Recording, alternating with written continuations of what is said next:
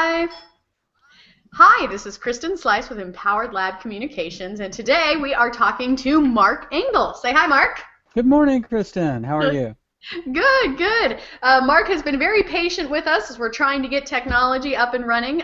For those of you who aren't familiar with Empowered Lab, the majority of our content is actually through podcasts, but we thought we'd switch it up today since Mark is phoning in all the way from California and try to do something a little bit different to see if we can kind of get some more variety going in our content. So thank you, Mark, for tolerating the technical challenges here as we figure out both our video and our audio. Oh, you're certainly welcome. I'm excited about our meeting. Thanks. Well, Mark, I always start every podcast. If you could just give a little bit of a background on introducing yourself and who you are. I know we know each other from several different areas, so I want to let the people know who you are. So if you could give your brief bio. Sure. I loved your little tagline on the interview: goat farmer turned banker turned consultant. Those I've done all those those are only the things. titles I knew. Those were the kinder official titles, you know. But I actually have an agricultural background. I was raised on a citrus farm for a period of my life and went to Cal Poly, which was an ag school in Pomona and San Luis. So when I got done with that, I went to college into the dairy business and a banking career. And about 20 years ago, I discovered I could share a lot with other people that I'd learned in small business endeavors. So I got into the consulting side of it, working with the SBDC, which is a great program. I assume you're still involved in that Yep. yourself. Yep. Good. Absolutely. Well, I have a meeting in 30 minets with the boss, so we'll see. You never know. But Okay. from what I understand right now, yeah, we're all good. Well, anyway, the consulting side of it's really been an exciting part of the venture for me. I just enjoy working with clients, seeing people realize their dreams, and so working with small businesses of all types. They all have common characteristics that we can help them break the code and be successful in creating business endeavors. Well, and I think it's interesting because when I was thinking about questions I wanted to ask you and things about this interview, one of the things that I've really enjoyed about my time working at the SBDC is just the breadth of businesses that we kind of work with across the board. And I know you have an even larger group of businesses that you've worked with because you worked both in an urban center and a rural center, plus you've done consulting, kind of across the board. What would you say is kind of the biggest differences that you see between that kind of urban versus rural and small business territory, or do you really feel like, the challenges that you see across the board are fairly common? Well, actually, they are fairly common challenges. I think sometimes in the rural areas, they feel like they're far away from the center of the universe, and so they don't necessarily have the same feeling of connectivity that Yeah. we had in the city.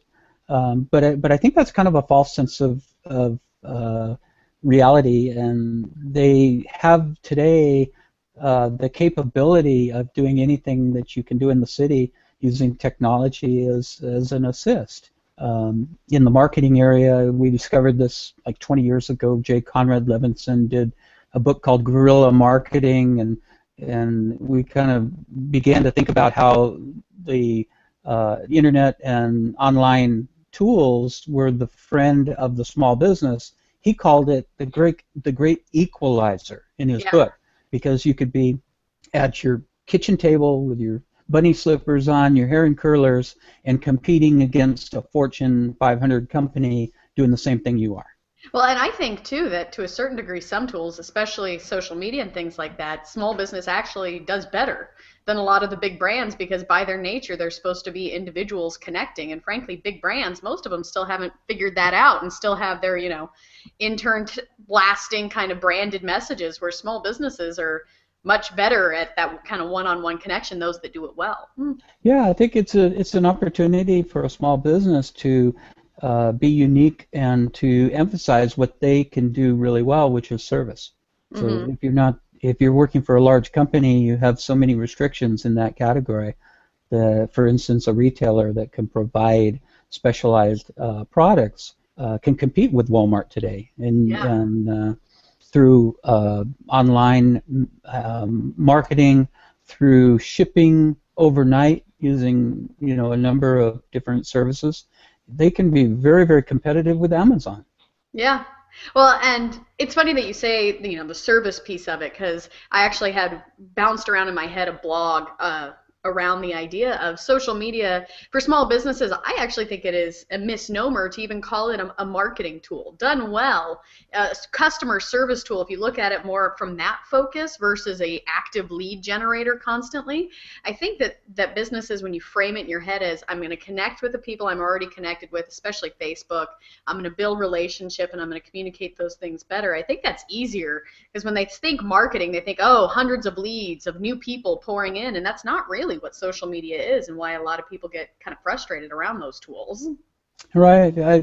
There's the small business connectivity to social media is just one of the things that they need to put together in form of tactics, and it's really interesting how uh, small businesses have taken to social media, Mm-hmm. and the next step is to get more involved in mobile. And the way people are accessing small business services today is more with mobile technology than with the desktops. Yeah. And so that's the next big frontier. And from what I've been reading, small businesses will probably do better in the mobile media front as far as competing with big companies than they have with social media, because they just haven't really kind of gotten the picture on social media how they can make it work for them. Yeah. Well, if you had to say next to marketing, you mentioned, the most common challenges that you see small businesses come up to, and you said, marketing is one of the strategies or the tactic. What would you say is the next biggest common denominator, common challenge that you see small business facing? It's really in the area of finance and Yeah. operations in my mind, Hmm. and I use the word operations with finance because I think small businesses have a lot of hats they have to wear, and it's Hmm. really difficult for them to control what needs to be controlled. They don't know what they don't know. Sometimes just keeping up with the checkbook and with customer orders is a daunting task without looking at, okay, where's my business going? Am I growing? Am I shrinking? Is this product doing well versus the product B and product C? They all those things have to be looked at in running a small business. So my biggest challenge to small businesses today is not describing the numbers as much as the 5 to 10 things that you control that are analytical in your small business that allow you to do better. Hmm. So it really is an integration of systems. If you take the operations, the finance, the marketing, there's some really neat ways that small business today can integrate all those things and provide regular feedback in that 5 to 10 areas that they can really control and affect change. And you're talking about kind of KPIs or key performance indicators. Is that? Yeah, into you start people in small business, their eyes glass over when you start Well, talking about key that's what performance I was totally indicators. going to say. That was my next comment, was But whenever when you but talk when you about KPIs, people get panicky because and to a yeah, certain it's degree, there's scary. What is that? yeah, It's like exactly, and it's predictive analytics. You throw yeah, that word out and people think you're talking science fiction. But what I'm talking about is integrating your accounting system with your ordering system, with your marketing, your sales force, and all those things can be done today with fairly affordable products on the cloud that allow a business to utilize that data. yeah, Another term that's kind of scary that's thrown out a lot these days is big data. mhm, Corporations use big data, and what does that really mean? In terms of Google, and thank you Google for providing the Hangout this morning. They provide a lot of data. People are concerned about losing their privacy, but they provide a lot of data to drive products.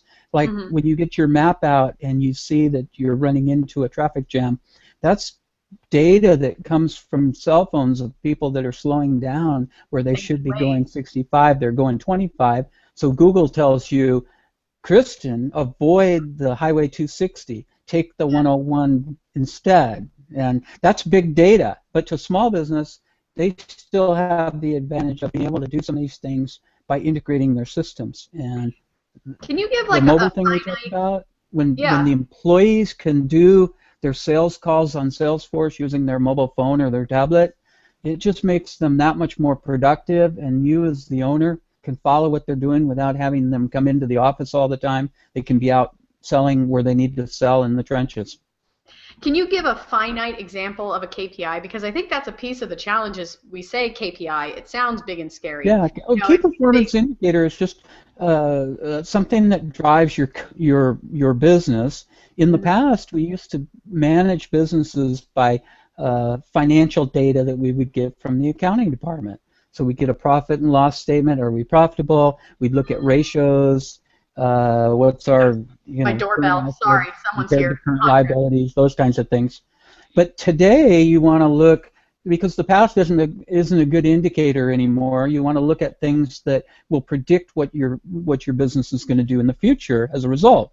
So taking a look at things like purchase orders, activity, you can actually time people from the moment they enter your store to the time they approach the register.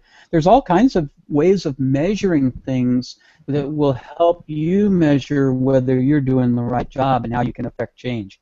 There are also a lot of things out there that you can measure but have no impact on being able to make changes, and those are the ones you want to stay away from. Just because it would be nice to know is not enough to mean that you should build that into your key performance indicators. So one of the terms, by the way, I've been throwing out with clients a lot more is dashboard.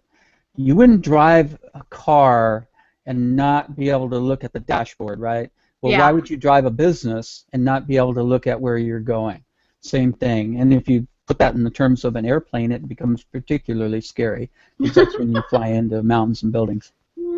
Well, one of the benefits that I have found in working with KPIs, because no way that it's such a scary, monumental task, and I know that all of us small business owners, we're in the moment, we're trying to figure it out. The idea of like pulling back and looking and figuring out these giant data pieces and what are my KPIs, it just sounds like another to-do thing that I have no interest in doing, even if we understand the value for it. However, I have found, especially with my female clients, I think women business owners in particular, the benefit of a KPI or looking at those numbers is it gets you far enough away from your business that you're not micromanaging or you're not feeling overwhelmed by all of the pieces that you sometimes manage, whereas you can just focus on, okay, I don't need to know everything about the business. I just need these 5 things, and I can know everything is healthy and functional. I don't need to know, every medical test that my body could have. I just need to know, am I sleeping, am I eating, and pooing? If I'm doing those 3 things, then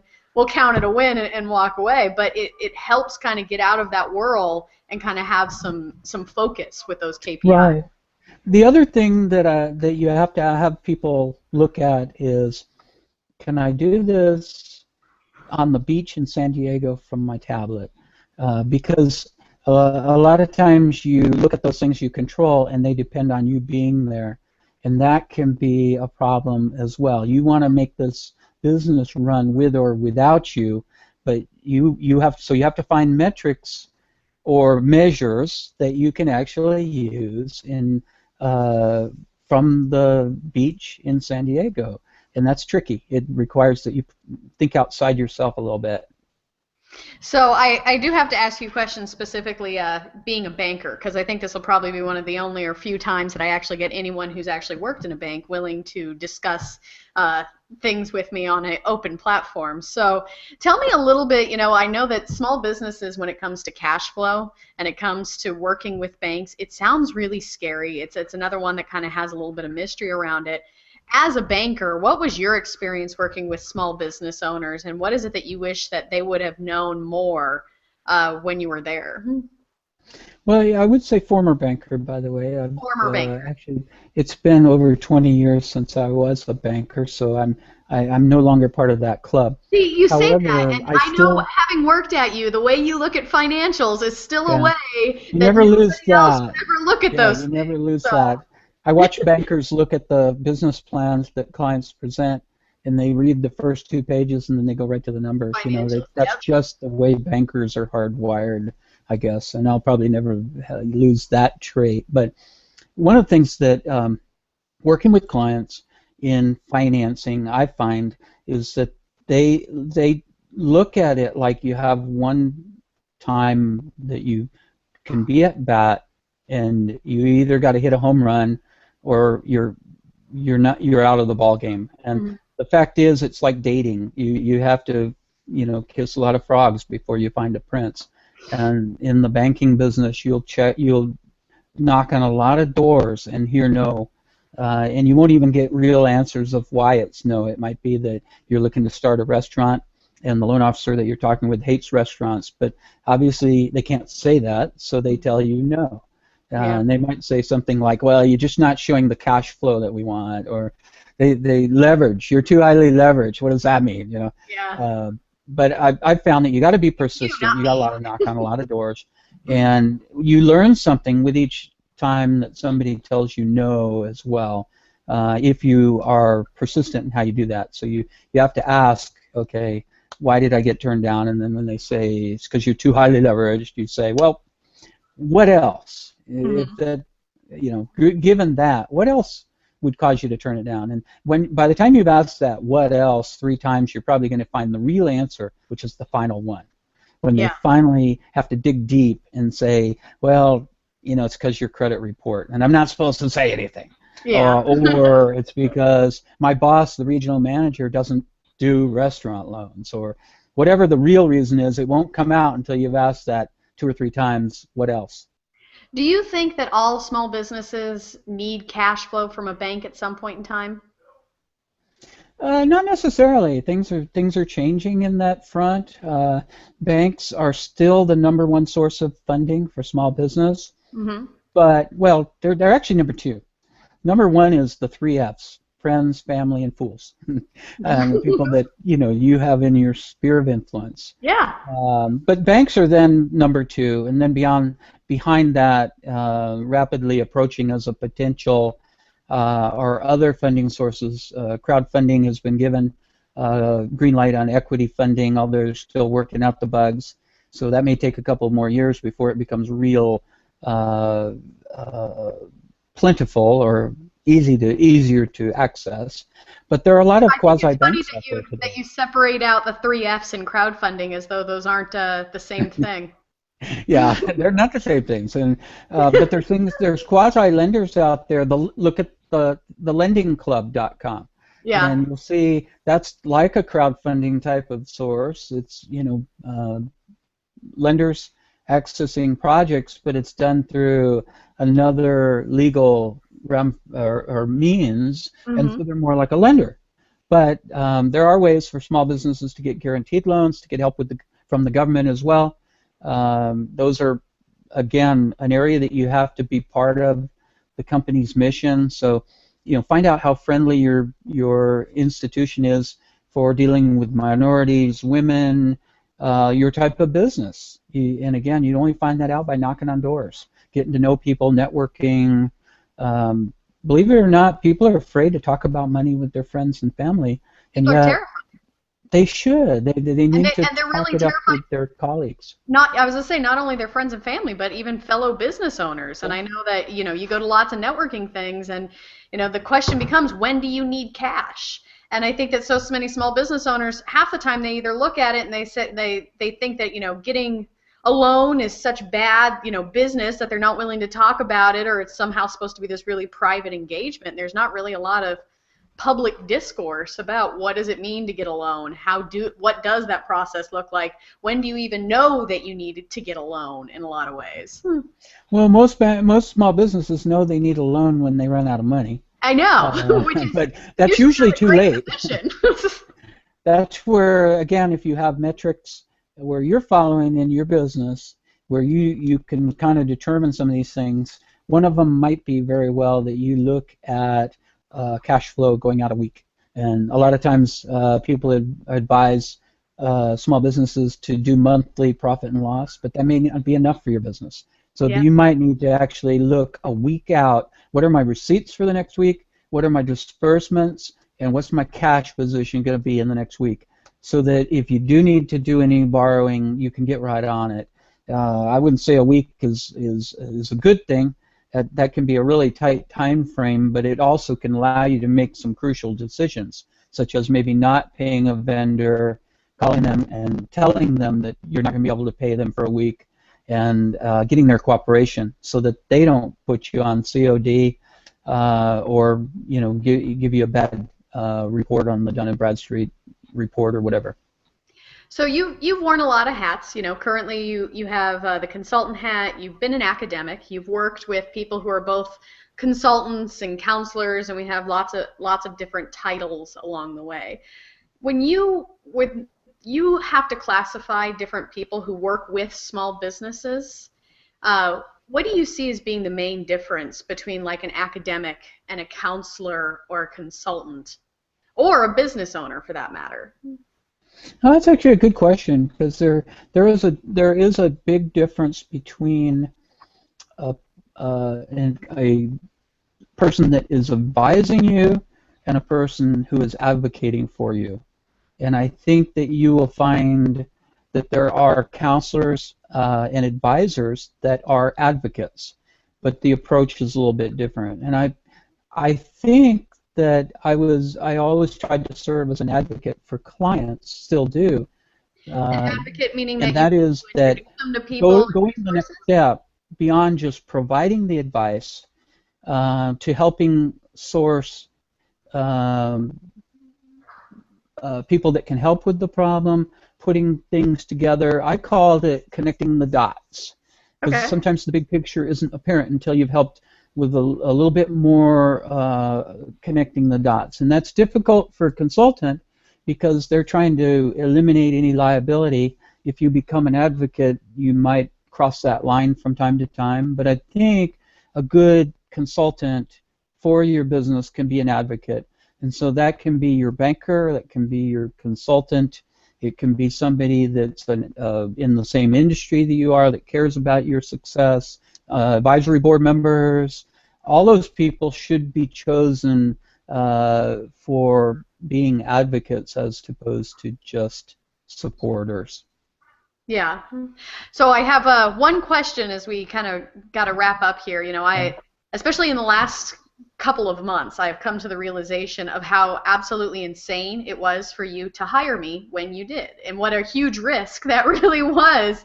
As I get further and further out looking back at it, I'm thinking, Mark was working in this type of organization. I probably didn't fit in that type of organization, especially the one at the time. I mean, I think you had the foresight to see where you wanted it to go, and so I think I might have been more in alignment there. But you kind of took a risk in hiring someone that didn't look like an organization that you were in, and I think that that's really innovative in a lot of ways. So first, I have to say thank you, because it's been critical in my You're life. welcome. But second, at the time, were you aware that as from an HR perspective, that you were trying to create something, or was it just a risk and you went, you know what, I have no other options, and Kristen's standing at the door, so I'll go ahead and let her in? Well, I never really kind of fit the HR uh, thing into I never really worked really well with HR from day one there. But one of my objectives was to try to change the organization. When I walked in the door, there were a bunch of senior statesman type consultants that were not advocates for clients. They, by and large. Mhm. And so we needed to change the organization with people that could play that role. And the area of social media, of marketing, and training slash advocacy was something that we needed. So I would do it over again in a heartbeat, Kristen. Oh, You've been thanks. a great consultant, and I'm hoping that this podcast business that you're doing is very successful, and Thank you. appreciate you inviting me on the show. Thank you. Yes, it's been fun to be a little bit more creative and kind of get out there and see different. Where our goal with this type of content is to give a platform to talk about stuff that people aren't talking about. And it's not just about marketing; it's about all the other pieces that are out there, and allow people to kind of share their experience and learn from each other. So thank you so much for joining me today, Mark. I appreciate it, and I look forward to chatting with you more in the future. This has been Kristen Slice and the Empowered Lab podcast. Make sure to check out our website, empoweredlab-com.com. So make sure to check us out, find us on Facebook, connect with us, let us know your story and what you'd like to hear more about. Thanks, Mark, and have a great day. You too. Thank you very much.